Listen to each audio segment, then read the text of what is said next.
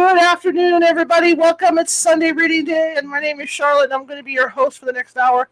This is California Haunts Radio. Welcome, welcome, welcome. I'm really excited to be here, and I hope you are too. Welcome, TikTok. Welcome, Facebook. Welcome, YouTube. This is the day that I read from a paranormal-themed book. We do have permission from the author and the publisher to read from the book. This is part 2 of Omnipresent by Lynn Monet. This is the true story of a family who unknowingly purchases a haunted house and doesn't realize it, obviously, unknowingly, but then the terror that follows. Okay, so we're going to be reading that. I do have permission from the publisher and the author to do this. And just to let you know, over on TikTok, if you get to the point where you're uncomfortable with the book, don't turn me in for to have me banned or anything. Just move on. This is a PG-13 channel, so this is what we do. We talk ghosts and we talk true ghost stories here and all that stuff. So if you're into true ghost stories, feel free to stick with me, because this book is something. I'll tell you, I didn't expect it to be this good, and it's a really, really good book. Same thing with Facebook. We are broadcasting on Facebook today, TikTok, YouTube, Twitter, and Twitch today. And I hope you guys like what you hear. And if you do me a favor and leave me a thumbs up, leave me a like, leave me a heart, show me some love, because what that does is it puts us higher in the FYP on all those networks, being TikTok, Facebook, and YouTube. It puts us higher in Twitch too. Puts us higher than FYP and lets a lot of other people hear us and see us. Okay, so the TikTok, if you feel the need to do this and you like what you hear today, tap that screen, double tap that screen. I'm just looking to build up my my following here. Okay, that's what I'm doing this for, and build up my presence on TikTok. So if you could help me out by tapping that screen, I would really, really, truly appreciate it. Let me get my mic adjusted a little bit more here so I can lean over a little bit more for TikTok. But welcome, everybody, on TikTok. I'm going to be reading for the next hour from Omnipresent by Lynn Monet. Again, I have full permission from the publisher I have full permission from the publisher and the author to read the book. And I'm just giving you a heads up. It is a true story that I'm reading. It's based on it is a true story. In fact, it was written by the person that experienced it, the owner of the house. So again, I have the permission. So like I said, if anybody gets uncomfortable or anything with this, feel free to move on. Don't turn me in, to the TikTok police, or the YouTube police, or the Facebook police on it. Just move on. We're a PG-13 channel. All right. Again, if you like what you hear, please tap that screen over on TikTok to show me some love, send me some hearts. If you haven't done so already on Facebook and you like what you hear today, please be sure to hit that follow button.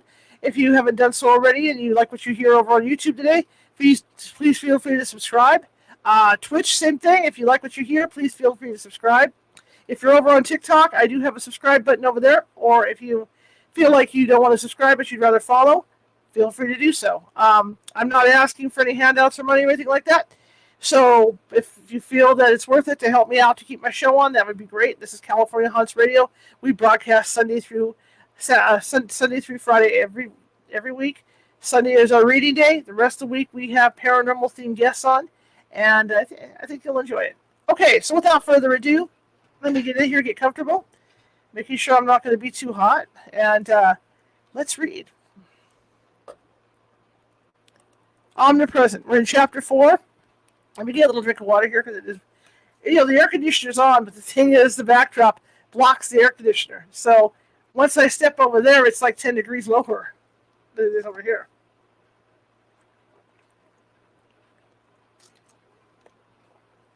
So again, it's Sunday reading day. We are reading from Omnipresent. And please tap that screen, TikTok. Please tap that screen, tap that screen, tap that screen. Show me some love. Show me some love, everybody. That goes for everybody else, too. Chapter 4. The Sleepless Family Sleepover. I drove to the trailer and gathered supplies for a big family night sleepover. I got clothes for the kids to wear for school the next day and food to prepare for dinner, as well as some popcorn for a movie snack, cereal for breakfast, and bed pillows. For Sally, I got leashes, dog food, and her water bowl. Our dog, Sally, was also going along for the sleepover. This would be her first sleepover visit to the East Flat Rock house. I loaded everything into the car with Sally in addition to a few more packed boxes of toys. I left early and put gasoline into my car, and then continued on to pick up my kids from school. Sally was so excited to go along for the ride in the car. Again, if you like what you hear, show me some love. Tap that screen. After picking everybody up, my kids talked about their day at school and their plans for the evening movie. While driving on the Interstate South, I was glad to see that the rain had stopped. My children would be able to play outside. I warned Austin and Brittany about the neighborhood dog. I told them about what had happened to me the day before. We finally arrived and pulled into the driveway. I warned my children that if they saw any dogs outside, they were to go inside the house at once. This rule would apply until we got until we got to know the dogs in the neighborhood and establish which were friendly and which were not. My children got out of the car and ran up to the front door. Sally got out of the car while still on her leash and also ran towards the doors, with me trailing behind. Then she veered away from the front door towards the front yard. I figured that she was looking for a potty spot. I unlocked the door to let my kids inside the house and waited outside for Sally to find her potty spot. This process took a little while, as she sniffed and left messages in about 5 areas. Finally, it came time for Sally to come inside of her new home. As I entered first, Sally balked at the front door entryway. She pulled back, almost pulling her collar off over her head. She wouldn't cross the threshold into the house, no matter how I tried to coax her. She paced and paced back and forth, whimpering. I let go of her leash to set my purse down inside of the foyer. I came back outside of the house to pick Sally up and carry her inside. She had bolted to my car. I figured that maybe she she didn't get to finish her potty. So I took her over to a large tree and tethered her there with a long lead. She seemed content there, watching the kids play and investigating the new territory. I prepared dinner and called the kids to come in and eat. I gathered Sally on her leash and walked her to the front doorway of the house. She stopped and sat down. She fought my attempt to coax her inside of the house. Finally, I had to pick her up and carry her inside over the threshold. When I put Sally down, she paced back and forth at the front door. She pawed at the door and whimpered for a good 10 minutes before she finally appeared to be darting around the house looking for another exit. Sally finally settled in the family room with Brittany and Austin, who were playing video games. Weeks later, my daughter and son finally told me about the incident that occurred while they were in the family room with Sally. Moments later, Sally appeared in the doorway of the kitchen trembling. I called her over. She hesitated and ran into my arms. I felt waves of trembling going through her body. I got a towel to wrap around her and used as a blanket. I assumed she was cold. She stayed on the towel until I was ready to leave the kitchen. I noticed that my kids had moved their video game playing out of the family room into the master bedroom just down the hall. I applied the wallpaper's mortar in both Austin and Brittany's bedrooms. Austin's room was then completely ready for new wooden flooring to be installed. Every room in the house had either been started in some way or was waiting to be finished with paint or decorum. I wanted to have at least one room that I could go into and have completely finished, so I decided to paint the smaller bathroom in the master bedroom. I felt that I could start and finish the painting part of it before my bedtime. I gathered my painting supplies from the kitchen and went down the hallway to the master bedroom. To my surprise, as I stood in the doorway of my bedroom, not only had my children moved their PlayStation and television into my master bedroom, but they had also pulled most of the queen-size blow-up mattresses into the room as well. They had the mattresses set up on the floor side by side with their television at the top between the mattresses. Sally also lay between the mattresses. She looked up at me with her soulful eyes and her schnauzer nub of a tail wiggled back and forth. I entered my bedroom and my son asked me, "Mommy, is it all right if we sleep here with you?" "Yes," I answered. "And Sally too?" he asked. "Of course." I told my kids that I was going to paint the master bathroom and that if they needed to use the toilet, that they would need to use the bathroom in the hallway. I opened the 3 large windows of the master bedroom that went into the bathroom and shut the door. Even though my paint was a brown with no fumes, I still didn't want to take any chances with the fumes now that my children were going to sleep in my bedroom. With the bathroom door closed, I opened the bathroom window and started painting. I could overhear my kids talking and watching a movie from the other side of the door. I took a break from painting to make some Kool-Aid and popcorn. Then I went back to painting the master bedroom until I heard Sally growling. I opened the door and saw her laying on the floor between the 2 kids with her eyes open and fixated on the bedroom doorway. I quieted her, as my children had fallen asleep and I didn't want her to wake them.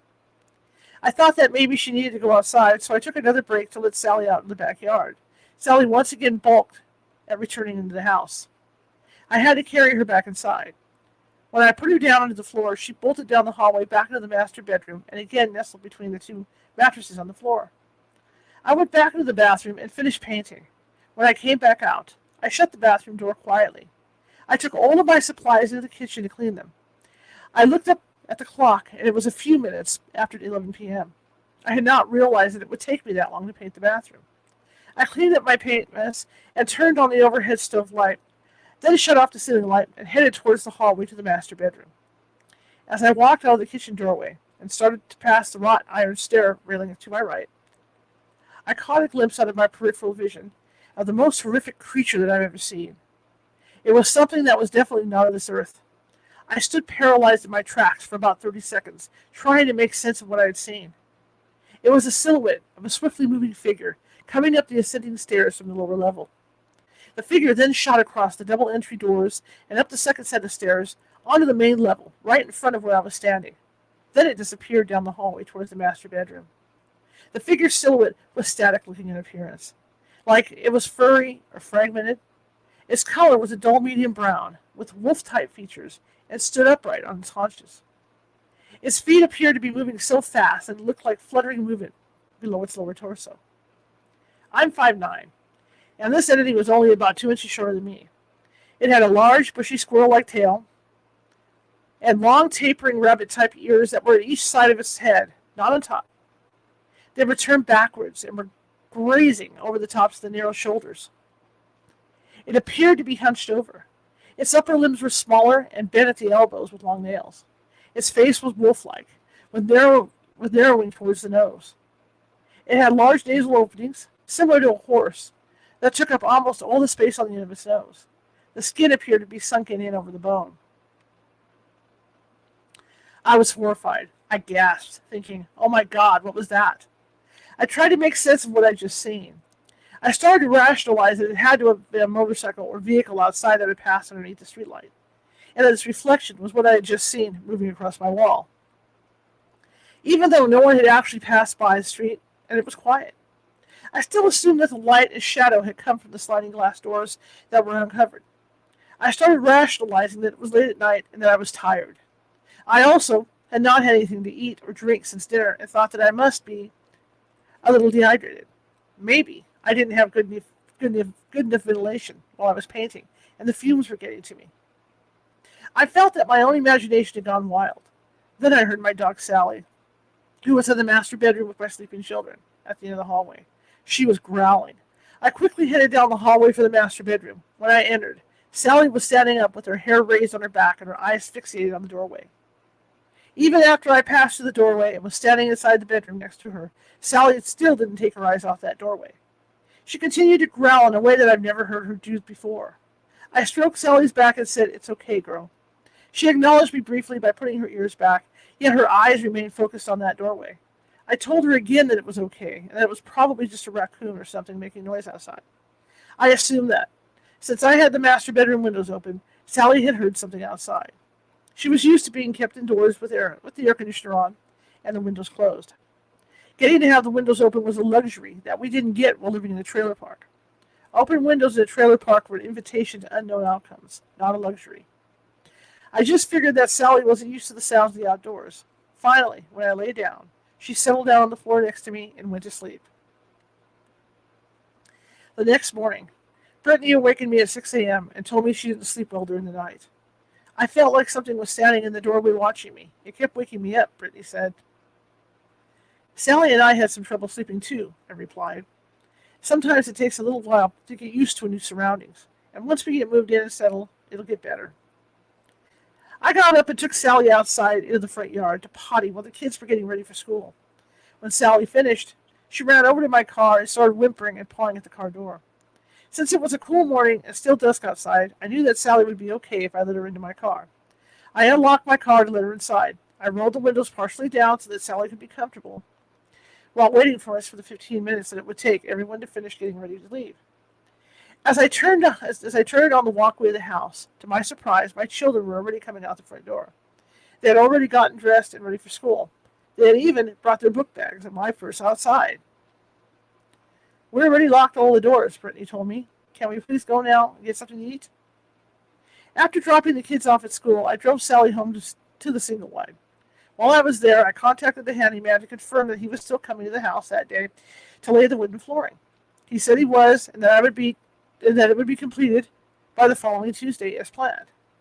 This would allow ample time for the flooring to dry. It was also conveniently the day that I would normally have been returning to the house after recuperating from my weekend night shift. I told him where I had left a key for him to get in the house and asked him to keep it until I saw him on the upcoming Tuesday to pay him. He agreed. Chapter 5. All right, so we're reading from Omnipresent. I have permission from the author and the publisher to read this. If you like what you hear, tap that screen. Let me know. Show me some love, and I'll continue with this. And we're going to read for about an hour, and that'll call it a day. So let's continue. This is a true ghost story written by Lynn Monet. Disappearing workers. Monday morning came with a nice surprise. A retired couple to whom I had previously shown the single wide to had made me a cash offer on it. Everything seemed to be falling into place smoothly. The tentative new owners wanted to use the trailer as their seasonal home during the summer months. They seemed anxious to move in. I met with them that afternoon and took their offer along with the deposit and signed the contract. The contract gave me 30 days to finish moving out of the single wide. On Tuesday morning, I called my mother and invited her to come along with me to see my new house. This was the first time for her to see it. I was also anxious to see how the new flooring that had been installed over the weekend turned out. I stopped to thank the Lord for his blessings. My mother had agreed to meet me at my trailer so that we could fill both our cars with packed boxes to be moved. Then she would follow me to the house with her vehicle and help me unload to put things away. My mother and I arrived at the house. She loved the location and the look of the house from the outside. She hugged me and said, "No one deserves this more than you. Oh, Lynn, this has got to be a gift from God." And since it was my mother's first time to see the house, I told her that I wanted to show her around first, before unloading the boxes. "This has got to be a God-sent reward for all that you and the kids have been through," she said to me again. We approached the front door, and the key went into the lock easily for a change. I opened the door and immediately noticed that the wooden flooring had not been installed in the foyer. I figured that maybe the handyman misunderstood that the foyer was supposed to be included, or that he ran out of materials. As we entered the foyer, my mother was very impressed with the house. I went up the stairs to the living room, then the formal dining room, and no wooden flooring had been installed there either. The only room that had any flooring work started was Austin's bedroom, which only had a third of the floor was completed. I tried calling the handyman to find out what had happened and left a message with him to call me back. While waiting for his response, I walked with my mother from room to room. My mother absolutely loved the house. When we entered the kitchen, the spare key that had been left for the handyman was sitting on the countertop. My mother and I unloaded the boxes. My mother and I unloaded and put them in the spare bedroom downstairs. Afterward, I noticed that my mother was standing by the front door holding her arms in front of her. She had an odd look on her face. "Mom, are you okay?" "I'm feeling very nauseated," she replied. "I think I need to step outside for a minute and get some fresh air." We stepped outside together. "Are you hungry?" I asked. "Do you have anything with you to eat?" I was concerned, as my mother was diabetic. "No, I'm not hungry," she replied. "Maybe a bubbly soda will help my stomach." "Why don't you go sit down in the car and I'll finish unloading the last few boxes," I insisted. "We'll leave in a few minutes to get something for you." I quickly finished unloading the cars. After I locked the house, we would go to a nearby diner that I had seen and wanted to try. As I approached the car, my mom said that she felt better and that the fresh air had helped her. We ate lunch, then I drove my mother back to the East Flat Rock house to pick up her car. She followed me back home to my single wide. There, she spent the evening with me, packing more boxes and watching a movie with her grandchildren. My mother volunteered to return with me to East Flat Rock the next day. She wanted to help me unload and put away the many items from the boxes that we had brought. I was thrilled to have the extra help and the time to spend with my mom. The next day, I picked my mother up and drove her over to the house. We happily discussed all the possibilities for decorating the rooms. After we arrived and had finished unloading the boxes, I took a quick break to call the handyman again. I was puzzled that he had not returned my call from the previous day. I wanted to find out what had happened, and if he was planning to return to the house to complete the flooring job. I left another phone message for him. My mother came from down the hallway. She had been in Brittany's bedroom and asked me, "Do you notice a foul odor like dead carcass emitting from the wall between Brittany's closet and the window?" "I had noticed it too," I said. "Maybe a mouse or something had died inside the wall." There was nothing other than Brittany's PlayStation and television in her room, and those were nowhere near the smelling wall. The new furniture had not even been placed in Brittany's room yet. My mother became overly nauseated and needed to get some fresh air again. So I opened the sliding glass door, and we both walked outside onto the deck. The fresh air seemed to ease her nausea almost instantly. I once again took a moment to call the handyman, without leaving a message this time, and a few minutes later I got a return call. The handyman told me that one of his other jobs needed him and that I would need to get someone else to finish the flooring job. I was disappointed, and now feeling very pressured for more time. I only had 25 days left to finish the flooring and to move out of the single wide. I knew that I would have to start looking right away for someone to complete the job. My mother and I went back inside the house. We walked down the hallway to discuss decorating ideas. My mother once again complained of nausea. I thought that maybe her blood sugar was low and that she needed to eat something. I decided to pack up and leave early and to go get a bite to eat. I drove my mother home without further nausea problems. The next day was filled with a lot of errands and packing. So I did not return to the house. That evening, Austin had baseball practice. While we were there, I mentioned to Austin's coach about my flooring dilemma. I asked him if he knew anyone that could do flooring. He said that he did flooring work on the side and would be able to help me. He agreed to come over to the East Flat Rock house 4 days later and give me an estimate. I thanked the Lord. I returned to the house the following day alone and continued painting. I put the third coat of red paint on the living room and dining room walls. Then it was getting close to time for me to leave. I had to leave the house earlier than my usual 2 p.m. because both of my children had orthodontist appointments. I went into the kitchen with my paintbrushes and started rinsing them in the sink. As I was standing at the sink with my back turned to the breakfast nook, I heard this loud buzzing, static, gurgling noise coming up closer from behind me. I glanced over my shoulder as I continued to rinse out my paintbrushes to see what the noise was. I saw out of the peripheral vision a dense smoke that was barreling upward from the baseboard to the ceiling. I was concerned that there was a fire inside the wall and that I needed to get out of the house. I dropped the partially rinsed paintbrushes into the sink and rinsed off my hands quickly. I grabbed my purse off of the kitchen counter along with my cell phone and started to exit. I had planned to call 911 once I got outside safely. Then, as I turned to go out the kitchen's exit and was looking directly at what I had originally thought was smoke, I noticed that the barreling smoke was now lowering down from the ceiling to about mid-level on the wall. It was becoming more condensed, like a hedge. I remember thinking that it was impossible for the smoke to be lowering like that from the ceiling. Smoke goes up. There were no AC vents, open windows, or ceiling fans in the room that could have blown the smoke back down like that. The smoke started to appear more like smog as it condensed. I could smell a strong scent of musty basement, not smoke from the fire. I stood in the kitchen, mesmerized, trying to make sense of what I was seeing just several feet away from me. As I stood there, paralyzed, in total disbelief, I saw this horrific creature stepping into the fog. My body went numb. It reminded me of one of those greenish-gray flying monkeys from the original Wizard of Oz. It stood with dangly, long, thin legs and stepped into the smog, then crouched down with his legs on each side of its body like a frog. Its knees came up to its shoulder level as it sat there. The transparent creature just rocked from side to side as it looked past me, to my right, into the room. It took my breath away. The entity appeared chimp-like with small bumpy horns all over the top of its head. It never looked at me. It seemed to be paying attention to something else in the room behind me. I could feel the hair on the back of my neck lifting as I started to pray for the strength to run from the room. It felt like my feet were stuck in cement. I quickly exited the home, not caring whether everything was shut off or cleaned up. I was out of there. I locked the knob lock that day, and I was not going to deal with a sticky deadbolt lock. Once I got into my car and drove off my block, I started to feel relief. I wasn't sure what it was that I had just seen. I had never seen anything like it before, and didn't want to ever see anything like it again. I was visibly shaking and didn't return to the East Flat Rock house until it was time for me to meet with my son's coach to get an estimate on the flooring several days later. Austin's coach phoned me to let me know that he was running late that day. I waited in my car outside the house for him to arrive. We entered the home together, and I showed him what all I needed to have done.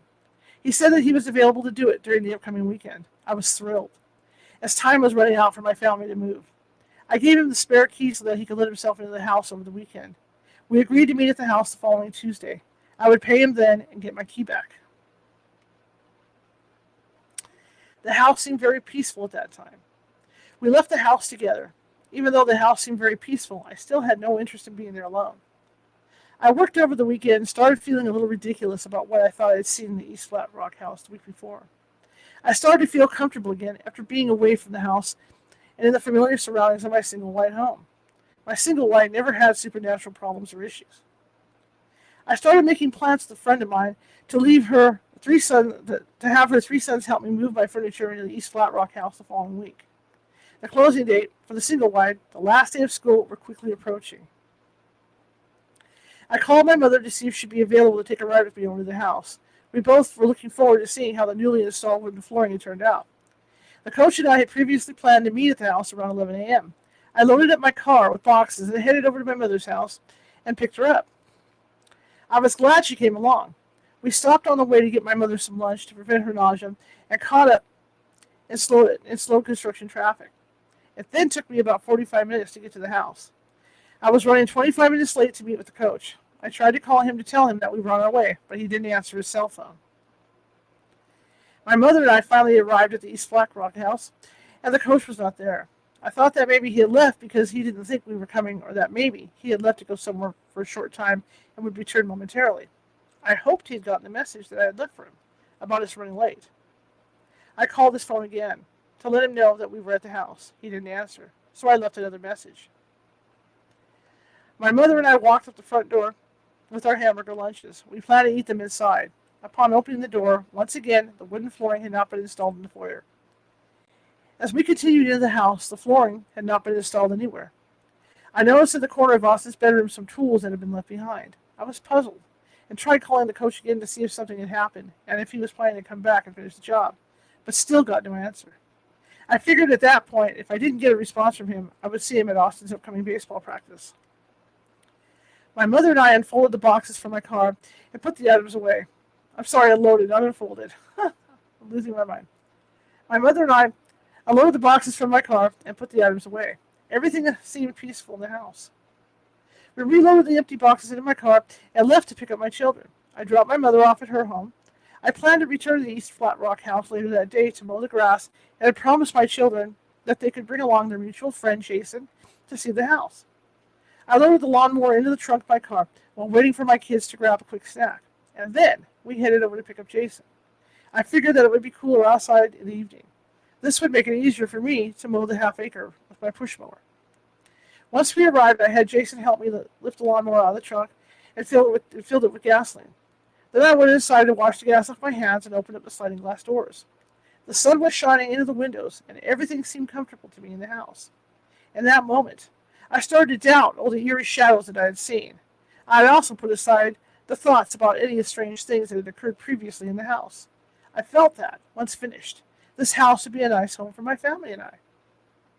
I overheard the children downstairs in the family room playing video games. I called to them to let them know that I would be going outside to mow the grass and that they would get pizza for dinner. They responded with a unanimous, "Yay, pizza!" I mowed the grass while Austin and Jason continued to play video games downstairs in the family room. Brittany had moved upstairs to her bedroom. A short time passed, and Austin left Jason alone for a few minutes while he went upstairs to get something to drink. Jason was seated on the fireplace hearth, contentedly playing a game on the PlayStation while he waited for Austin's momentary return. All of a sudden, a flash of light shot out of nowhere, directly at him, hitting him in the chest. The light hit him so hard that it pushed his upper torso back, placing his head and neck into the fireplace and pinning him there. A triangular, eerie, bright light hovered over him in the chimney. He was unable to move or speak. Then, all of a sudden, it disappeared, and he was released within seconds of Austin returning to the downstairs room. "Did you see that?" Jason asked. "See what?" Austin asked in return. "I didn't see anything." So Jason said, "Never mind," and he didn't feel that Austin would believe him anyway. Jason was feeling uncomfortable. He decided to go upstairs to see what Brittany was doing. So the two boys moved from the family room up into Brittany's bedroom until it was time to get pizza. The next day, I spoke to one of my coworkers and told her about my flooring dilemma. I explained that I needed the renovations and flooring to be finished at the East Flat Rock house soon. I'm having a really hard time finding someone reliable to finish the flooring work in my new house, I told her. They say that they will do it, and then they leave and don't come back. I'm getting desperate. We have limited time. We have limited time before we need to be out of the trailer, and I want the flooring finished before we move in. My cousin might be interested in doing it, she told us. She told me. He is between jobs right now. Let me know if the coach doesn't return to finish the job, and I'll give you my cousin's phone number. Thank you, I will, I replied. I plan to see Austin's coach tonight at the baseball practice. I took Austin to his Little League practice. When we arrived, the coach was not there. I found out that my son's previous coach was no longer coaching my son's team and had been replaced with the daughter of the team sponsor. I inquired about the coach, and no one seemed to know when it happened or where he was. Even his kids, who had previously been playing on the team, were no longer there. I was convinced that something terrible must have happened. I called his phone 2 more times, and the next day, and finally got a response. He told me that there had been an illness in his family and that someone had been hospitalized. He apologized and said that he would not be able to finish the work, nor did he want to be paid for any work. Then he asked that I leave his tools outside of the garage door in a box, so that he could come by and pick them up. He said that he would be in the area sometime the coming week. The tools sat there for 3 weeks. He never showed up to collect them, and additional phone calls I made to the coach got disconnected, never recording. I called my coworker and got the number that she had offered me for her relative. I called the number and made the arrangements for my coworker's cousin, Bobby, to come over to the East Flat Rock House that upcoming Tuesday. I needed the flooring completed, especially since I had also made arrangements in the coming week on Thursday to have my furniture moved from the single wide into the house. My children had an extra day off from school during that week because of unusual snow days. Oddly, it was on a Thursday, so my friend's 3 sons were also off from school. I needed to return to the house and finish the weed eating. Brittany and Austin did not want to go to the house that day. I promised to take them to the zoo after I finished the weed eating on the lawn, so they agreed to go, and all 3 of us loaded up into the car to head back to the East Flat Rock House. Remember, if you like what you hear, give me a thumbs up, give me happy faces, show me some hearts. TikTok, tap that screen, tap that screen. Please tap that screen. After having trouble once again with the key and lock, we went into the house. I opened the windows and the sliding glass doors to let some fresh air inside, and also to keep an earshot of my kids while I was outside. Brittany was in her room with Austin. Then Austin had to go to the bathroom and decided to use the one in the master bedroom. While he was in the bathroom, sitting on the toilet, he looked up at the slightly ajar door. He saw these long, knurled-looking fingers followed by hands with dirty long nails coming through the bathroom door and reaching around the edge of one side. Before he could scream out for help, Brittany came running into the master bedroom with a mirror and seemed to be chasing something around with it. The creepy hands disappeared, and Austin got out of the bathroom as fast as he could. Nothing was said to me about the incident until the following week. The children felt that I would not believe them. Remember, this is a true story of Lynn Monet and her experience buying a haunted house and trying to move in with her kids. Scary stuff, scary stuff. All right, if you like what you see, tap that screen. Show me some love, you guys. The children were anxious to leave. They came out on the deck 3 different times within 45 minutes that we were there, asking how much longer before we would leave. Actually, yeah. I just figured that they were anxious to go to the zoo. I finished the lawn, and on our way to the zoo, I received a call from my coworker relative, Bobby, to tell me that he could not come to the house and finish the flooring until the following Friday. I was disappointed and frustrated. Now, we would have to stack all the furniture being moved to the house on Thursday into the breakfast nook and kitchen areas and move it again once the floors were finished. I trusted that the Lord knew what he was doing and figured that the moving in might have scratched up the new flooring anyway. Chapter 6. Hang on, I'm going to pop up on my computer. Hang on, guys. Chapter 6. Again, this book is by Lynn Monet. It's called Omnipresent. We have permission from Lynn Monet to read this, and we have permission for the publisher to read this. It is a true account of a woman who buys a haunted house without realizing it and what the family went through. So if you like what you hear, double tap that screen on TikTok, double tap that screen.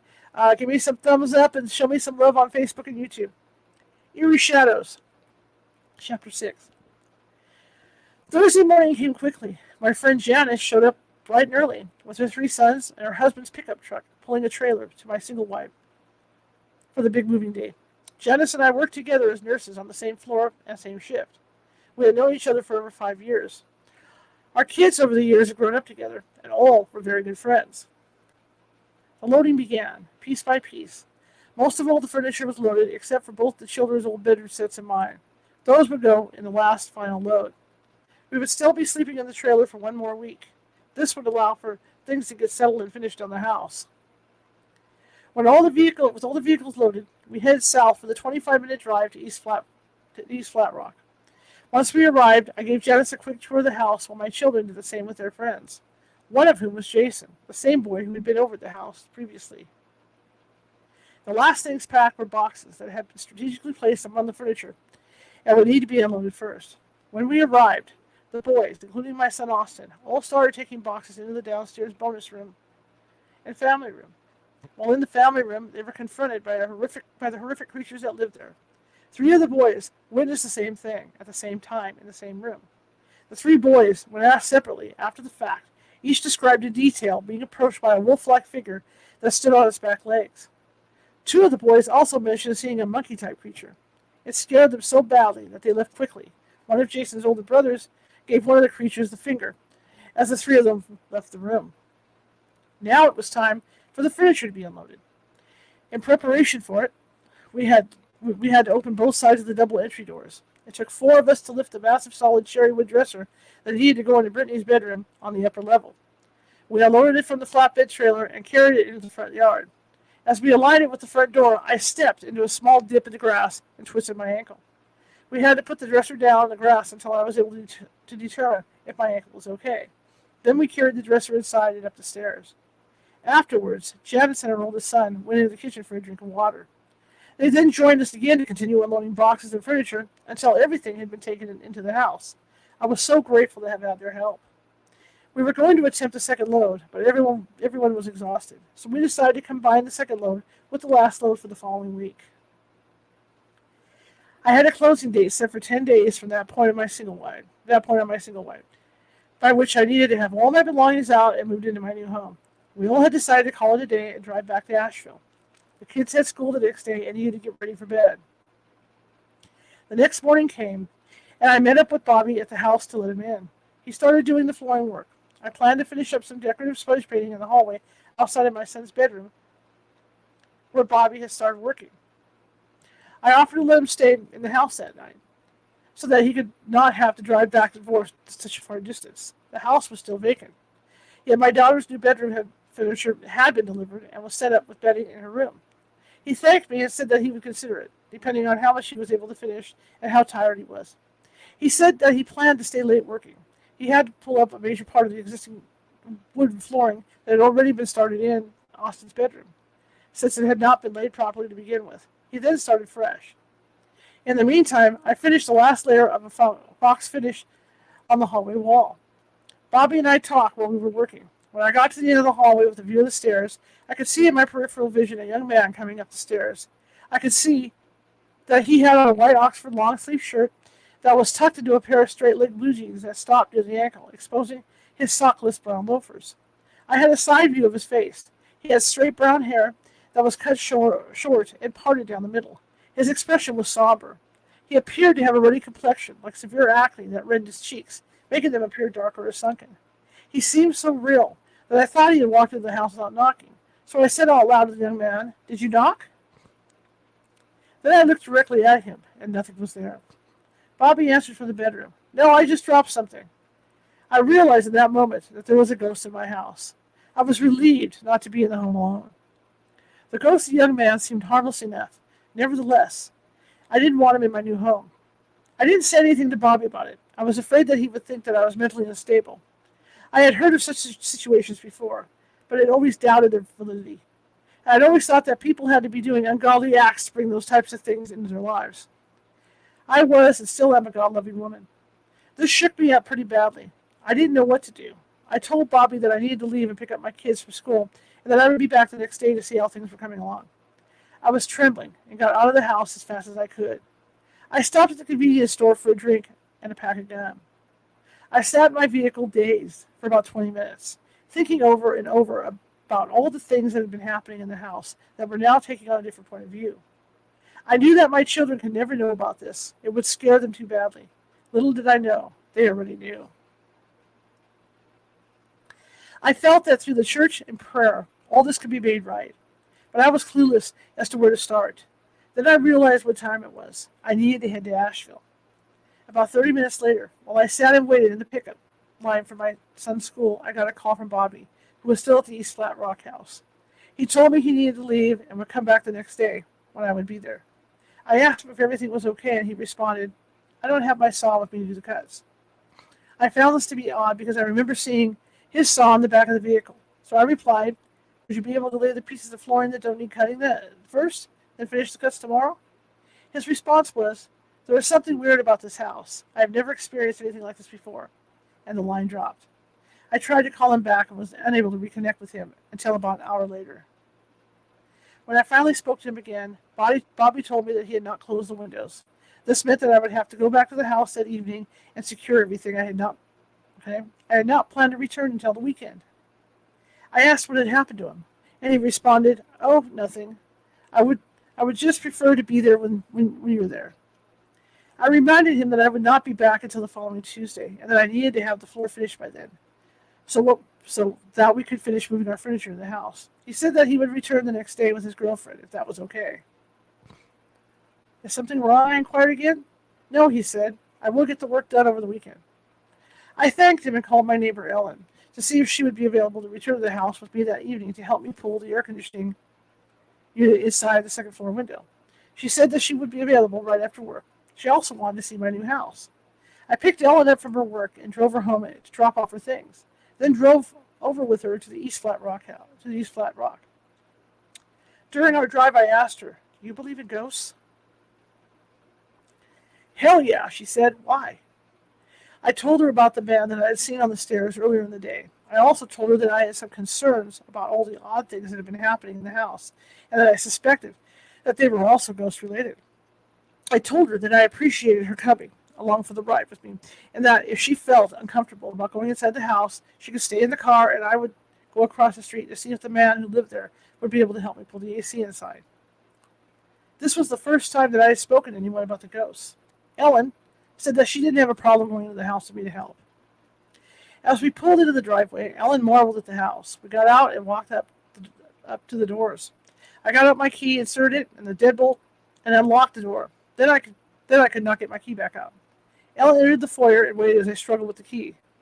"You're not going to leave me here and let the boogeyman get me, are you?" she said, laughing. The key instantly released from the deadbolt, like magic. We walked up the stairs, and I showed Ellen around the house. We stopped in Austin's bedroom to pull the air conditioning unit inside and to close the screenless window.